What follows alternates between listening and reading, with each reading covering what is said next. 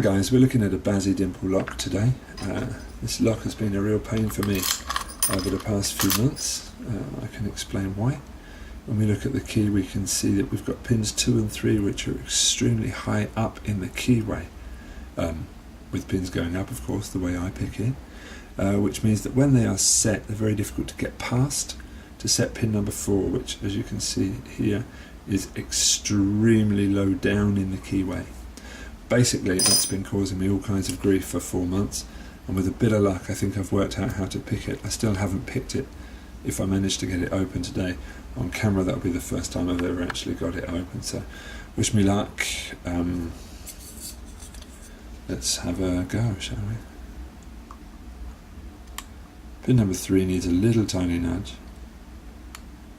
As we saw, it was almost 0 lift, so just a little tiny nudge, that's good. Pin number 6 now.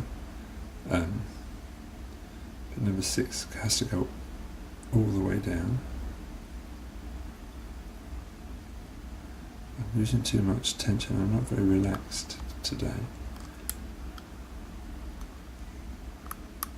I've got a click, I think that was pin number 6, let's go back. Number 1 is okay, pin number 2, pin number 3 feels okay. Got pin number 5, which is now binding. It gave us a click as well. Now pin number 1 is binding. We've got a click out of that. Touching pin number 2 should give us our false set. Okay. Now the only thing left to pick is pin number 4. So this is where I've been going wrong, and this is where I would like to try for the first time my new Spooks WR. It's a right wave, they call that. It's an extremely modified Goso pick, which should hopefully be small enough to nip in, sit on top of pin number 4,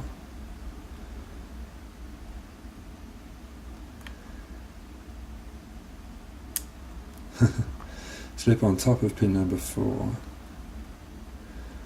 handle the counter rotation,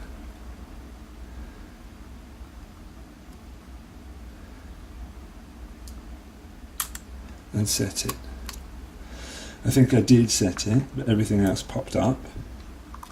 So let's go back and see what we've got. We've got pin number 1, which is not binding. Neither is 2 or 3. Pin number 5 is now binding.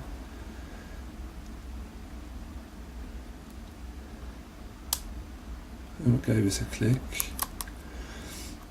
Pin number 1 is not really binding.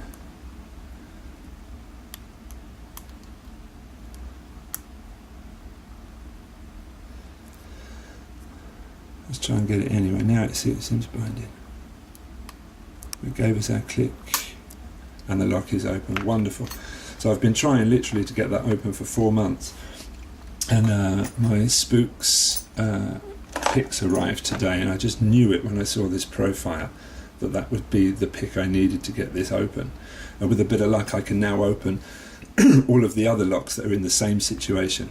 So let's get this gutted.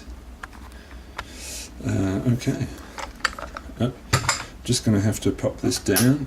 I've just got to move the camera 1 second.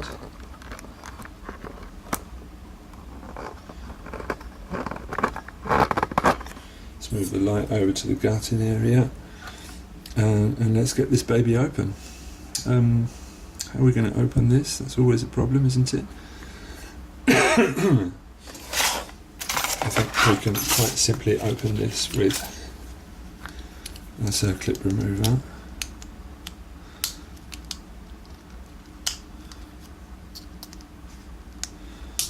Yeah, that's okay.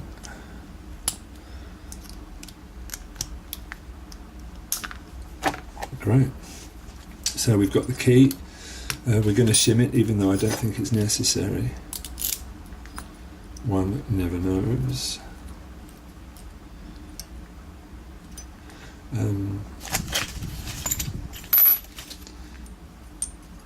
Let's get on with it.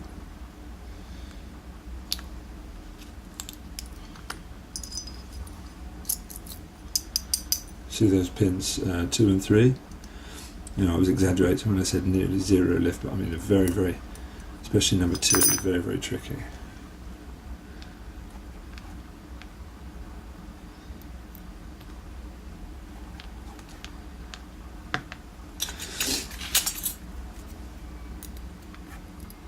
We'll get in and have a better look at that in a minute.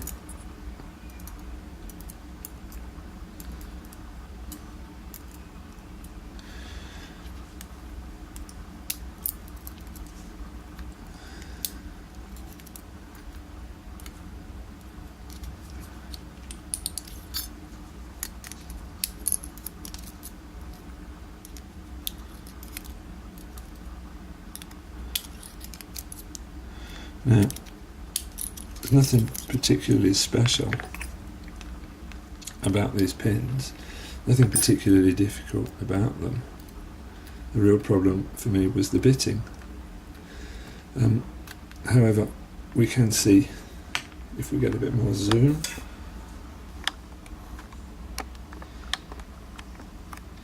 that they're stainless steel or aluminium, one or the other. I never know the difference when it comes to a quick analysis of metal, which means they're extremely difficult to set. The tolerances are very, very high.